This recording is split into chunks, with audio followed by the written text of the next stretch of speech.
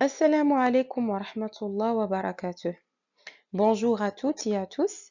Bienvenue dans cette vidéo consacrée à la correction de l'examen du recrutement des enseignants, spécialité langue française, secondaire, session octobre 2024.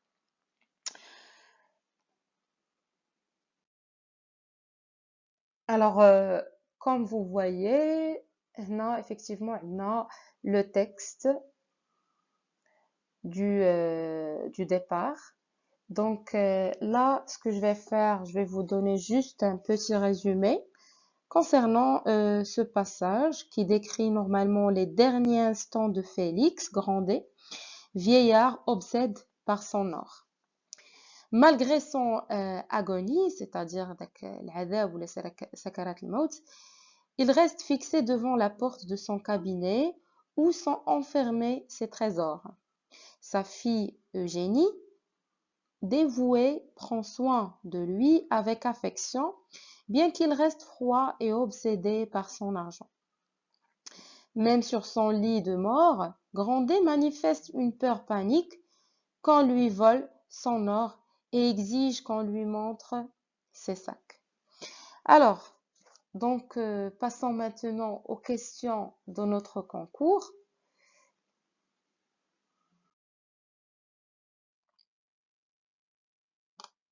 Alors, la première question, à quel courant littéraire appartient l'œuvre Eugénie Grandet?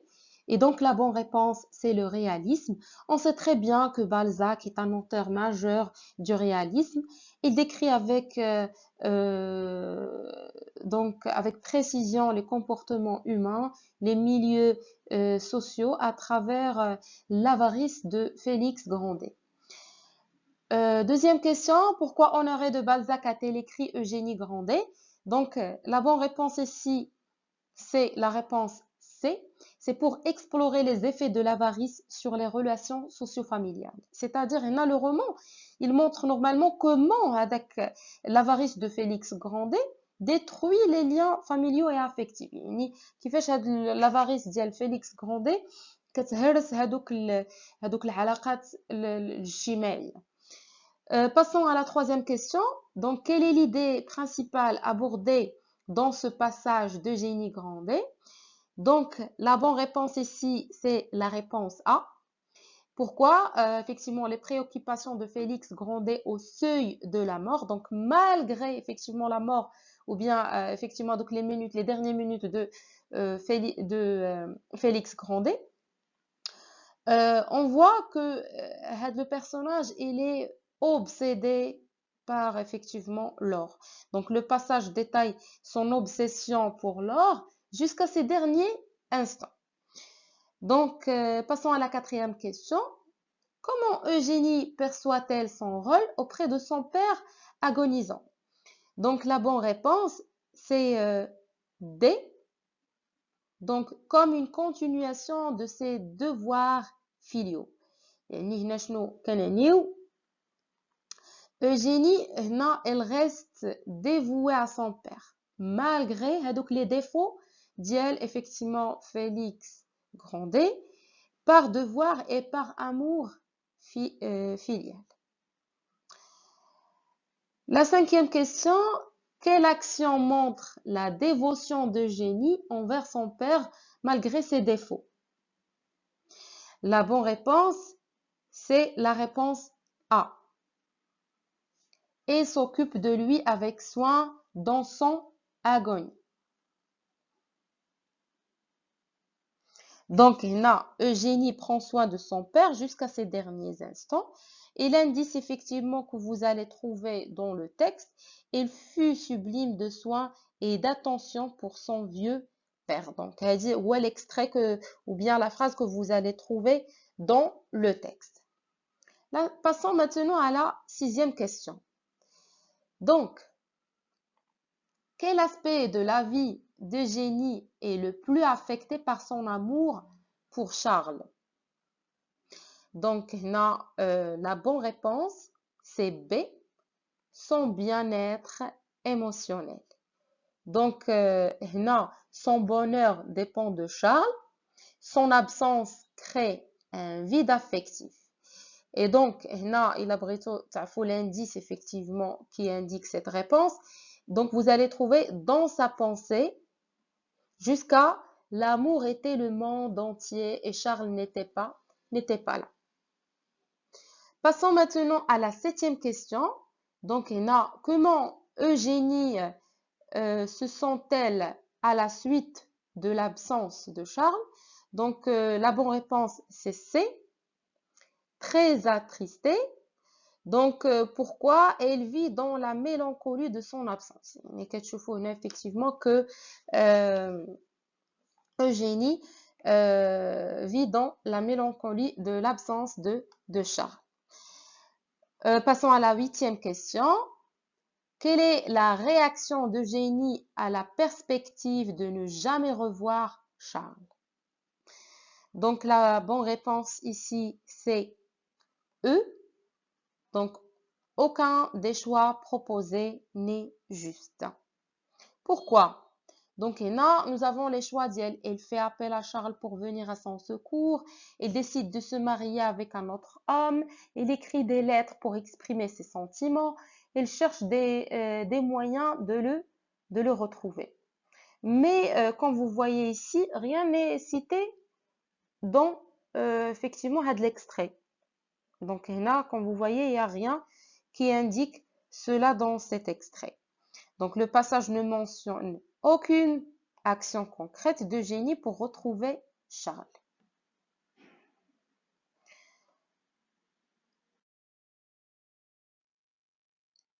Pour la question numéro 9, quelle était l'attitude de Félix lorsqu'il recevait des fermages et faisait des comptes avec les closiers? Donc, la bonne réponse ici, c'est la réponse C. Il s'agitait dans son fauteuil à roulettes.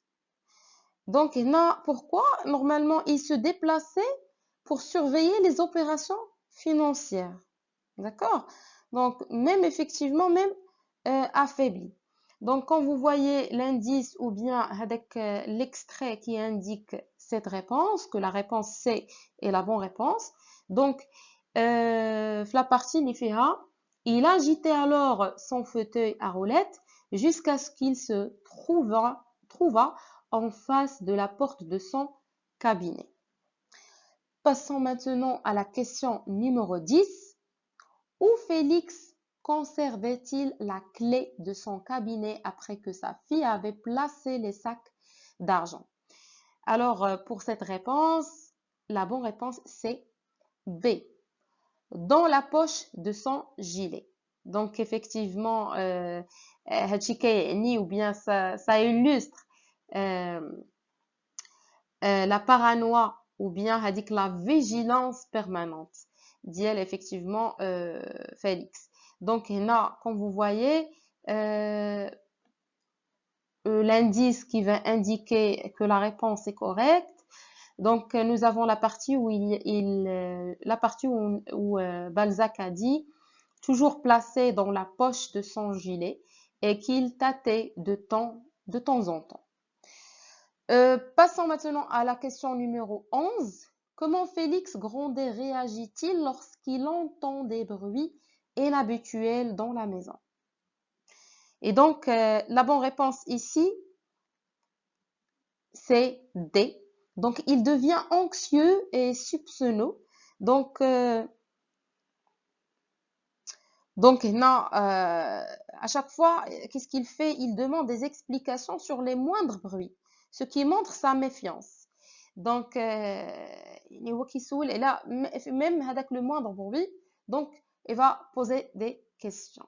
Alors, donc, comme indice pour dire effectivement, ou bien pour justifier que cette réponse est correcte, donc, la partie où il dit, il se faisait rendre compte des moindres bruits qu'il entendait et au grand étonnement du notaire, il entendait le bêlement de son chien dans la cour. Passons maintenant à la question 12. Alors, quelle action montre l'obsession de Félix Grandet pour son or, même sur son lit de mort? Donc, la bonne réponse ici, c'est La réponse C, il demande à Eugénie de vérifier que l'or est en sécurité. Alors, ce qui marque, donc, هنا, on a واحد la partie, le roman, l'extrait, قال, il dit, y sont-ils? Donc, il a posé la question, y sont-ils? Mets de l'or devant moi. Donc, les expressions, les deux expressions montrent effectivement avec l'obsession effectivement de Félix. Alors, la 13e question.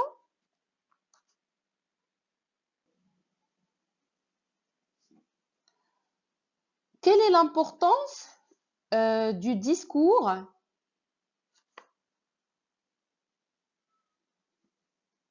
Donc, quelle est l'importance du discours direct à la fin du texte? Donc, pourquoi effectivement on a utilisé le discours direct? La bonne réponse, c'est C. Il exprime l'obsession de Félix Grandet pour son argent.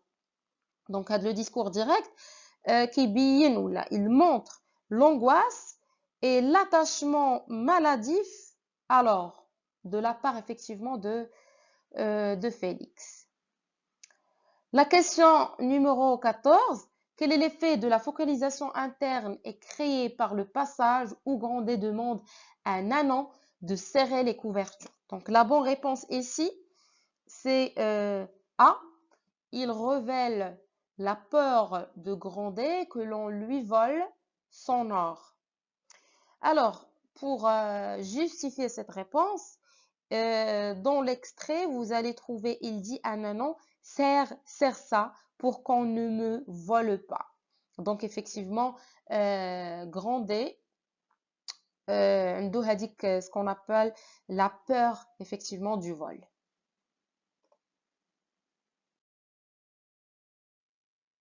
Alors, pour la question numéro 5, où Félix Grandet préfère-t-il rester pendant son agonie? Donc, la bonne réponse, c'est B, devant la porte de son cabinet. Donc, dans son lit pour se reposer, non, parce qu'il ne lui intéresse pas. La fenêtre pour voir l'extérieur, non. Dans le jardin pour jouir du paysage, non. Donc, vraiment, effectivement, c'est devant la porte de son cabinet. Donc, quand vous voyez, non, malgré donc, que effectivement, هو عارف باللي راه qu'il va mourir, il préfère de rester devant son trésor. Donc, il refuse de s'éloigner de son trésor. Donc, c'est pour cette raison, effectivement, qu'il reste devant son cabinet, parce que le trésor, il est effectivement dans son cabinet. À la 16e question, quelle est la principale préoccupation de Félix Grandet pendant son agonie? Donc, comme vous voyez, la santé, le bien-être de Nanon, le bien-être de sa fille, la visite de ses amis. Donc, il ne s'intéresse pas par tous ces ces éléments. Donc, la bonne réponse, c'est E. Aucun des choix proposés n'est juste. Et comme vous le savez, pourquoi? Donc, parce qu'il s'intéresse uniquement à son or.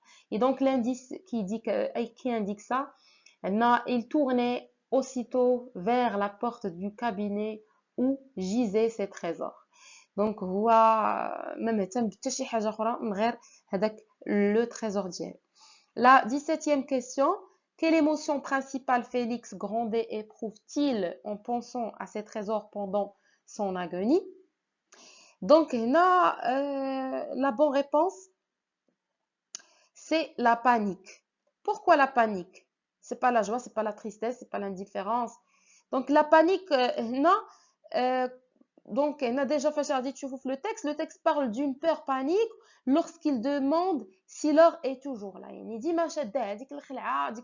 la panique, donc il demande effectivement si toujours son or est racaïn, qu'il effectivement là, il compte etc.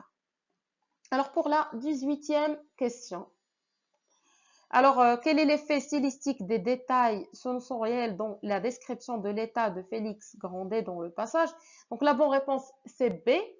Alors ici, il montre la dégradation et l'obsession de Grandet pour son argent. Donc, هنا les détails sensoriels comme les regards, les gestes, la voix, soulignent effectivement avec sa déchéance physique et mentale liée à l'avarice. Donc, هنا كنعتبروا effectivement que Félix Grandet, effectivement, elle est avare. Donc, l'indice qui indique ça, il entendait le bêlement de son chien dans la cour. Donc, ce qui veut dire que, non, vraiment, en fait, la partie, il montre avec la vigilance maladive d'elle. Donc, passons à la 19e question. Quel rythme de la narration contribue-t-il à la représentation de l'obsession de Grandet pour l'argent? Donc, la bonne réponse c'est D, un rythme lent et les répétitions qui soulignent l'obsession de Grandet pour l'argent. Donc, pourquoi? Donc, effectivement, le texte, il insiste sur les mêmes gestes, les mêmes paroles, créant une atmosphère obsessionnelle. Effectivement, que la personne, elle est obsédée par l'argent ou par le trésor ou bien l'or. D'accord? Passons maintenant à la question numéro 20. Donc, quelle est la fonction symbolique de la porte doublée de fer dans la représentation de l'obsession de Grandet pour l'argent? La bonne réponse ici, c'est A. Il représente la sécurité et la protection des richesses de Grandet. Donc, la porte devient le symbole matériel de l'obsession de Grandet. Donc, اعتبرنا que هذيك la porte كتعبر effectivement عندها la fonction symbolique هنايا. L'indice, il abrite effectivement l'extrait ou bien la phrase qui indique ça. Il regardait tour à tour avec l'anxiété jusqu'à la porte doublée de fer.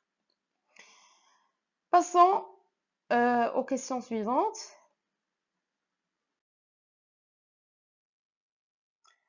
La question 21. Quel est l'effet stylistique de la description de Grandet resté immobile, observant la porte du cabinet? Donc la bonne réponse ici, c'est D, qui veut, ou bien elle illustre l'obsession morbide de Grandet pour l'argent. Elle illustre هذاك الهوس المرضي ديال Grandet effectivement envers l'argent. Donc, son immobilité et son regard anxieux vers la porte du cabinet montrent la fixation maladive sur les biens. Passons maintenant à la question 22. Donc, quelle figure de style est utilisée pour montrer l'obsession de Grandet pour son or dans le passage où il se fait rouler entre la cheminée et la porte du cabinet? Donc, ici, l'expression Ledna, dès le matin, il se faisait rouler entre la cheminée et sa chambre et la porte de son cabinet. Donc, non, si vous voulez, la bonne réponse c'est l'hyperbole. Pourquoi je viens de choisir l'hyperbole? Parce que la phrase indique l'insistance sur son mouvement répété et limité entre la cheminée de sa maison et la porte de son cabinet qui souligne de façon exagérée son obsession. La question numéro 23. Quel effet produit la litote dans l'absence de Charles dans le monde de Génie? Donc, ici, pour la bonne réponse, c'est D. Il reflète le vide émotionnel de l'absence de Charles.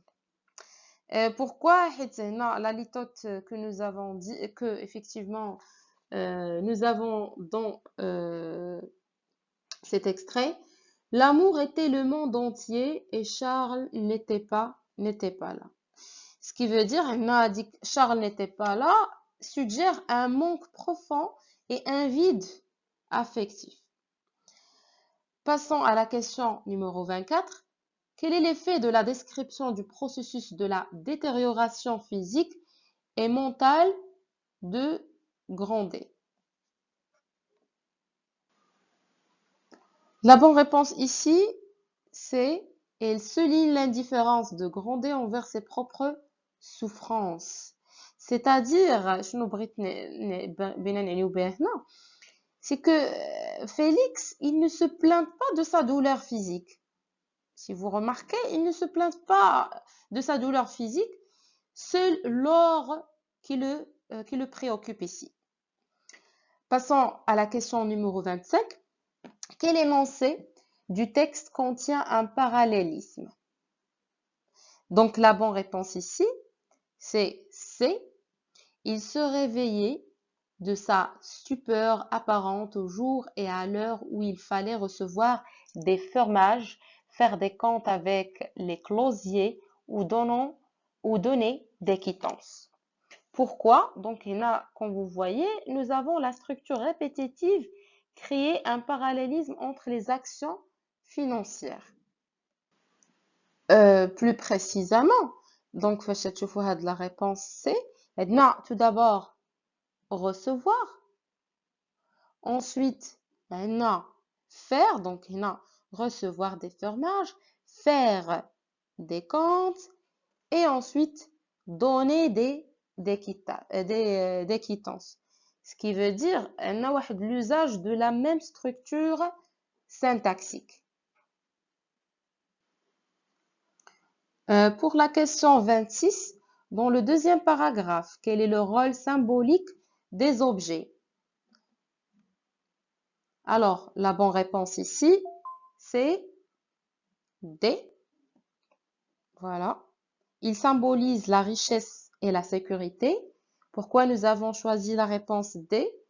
Et effectivement, la porte doublée de fer, la clé, les sacs. Tout est signe de richesse accumulée et protégée. Parce qu'on dit la porte doublée de fer. Ou la deuxième, la clé. Ou les sacs. Donc, effectivement, ce sont des signes de richesse accumulée, effectivement, et protégée. باش نبروتيجيو حنا هاد l'or, effectivement, de Monsieur Grandet. Voilà. Passons aux questions suivantes. Alors, pour la question 27, quel aspect du style de Balzac est principalement utilisé dans ce passage pour créer une atmosphère d'angoisse et de méfiance? Donc, la bonne réponse, c'est la description détaillée des êtres et des objets. Donc, comme vous voyez, Balzac insiste sur les gestes ou bien les objets et les bruits. Donc, les notions, effectivement, contribuent à une atmosphère de tension.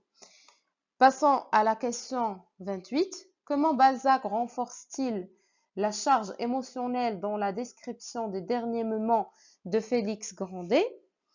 Donc, la bonne réponse ici, c'est C. En amplifiant la paranoïa de Félix à travers des répétitions et des descriptions.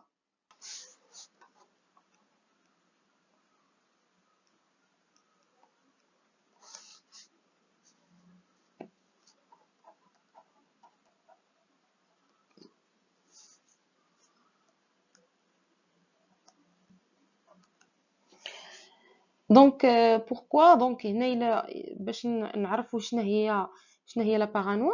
دونك بارانوا هو داك سكون ابل جنون الارتياب، يعني هو واحد المرض نفسي اللي كيخلي الواحد يشك في الناس ولا يحس انهم كيتآمروا عليه ولا بغاو يضروه بلا واحد زعما بدون سبب.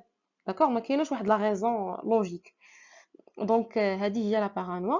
Et donc, effectivement, en amplifiant la paranoïa de Félix à travers des répétitions et des descriptions, les répétitions, مثلا, on peut dire, فاش قال effectivement, serre, la question d'elle, y sont-ils, effectivement d'autres notions, بحال, quand elle a dit la répétition de la porte, la clé, le cabinet, etc. Donc, هادو كلهم داخلين effectivement في le concept. Passons à la question numéro 29. Donc, la question, quel aspect du style de Balzac ressort particulièrement dans cet extrait? Donc, la bonne réponse, c'est B, la description minutieuse des comportements. Donc, quand vous voyez, pourquoi donc هنا Balzac détaille chaque geste euh, et chaque regard, chaque parole de Grandet ici. Donc vraiment كيدير لهم la description très très détaillée. بحال فاش قال effectivement il a tiré à lui et roulé toutes les couvertures jusqu'à et disait un nanon serre ça. Donc كاع هذاك le petit extrait que من il a tiré حتى لسير ça. Donc effectivement غني بلا description minutieuse et des comportements. Voilà. Donc, passons à la dernière question, بالنسبة لهاد la partie اللي فيها le roman. Donc, quelle technique narrative Balzac utilise-t-il pour renforcer le réalisme de cet extrait? Donc, la bonne réponse, c'est une focalisation sur les détails réalistes. Donc, le réalisme balzacien là, repose sur l'observation précise du quotidien et des comportements humains. يعني vraiment هنا كنهضروا على واحد لا فوكاليزاسيون اللي داخله فيها داك لو comportement humain. Donc voilà, c'est la fin de notre vidéo où donc غادي تكون la première partie حتى نكمل لكم les autres parties في les vidéos qui viennent Inch'Allah. Donc, merci d'avoir regardé la vidéo. J'espère que cette correction vous aidera à mieux comprendre l'examen. N'hésitez pas à liker, partager et vous abonner pour plus de vidéos et à bientôt. Merci.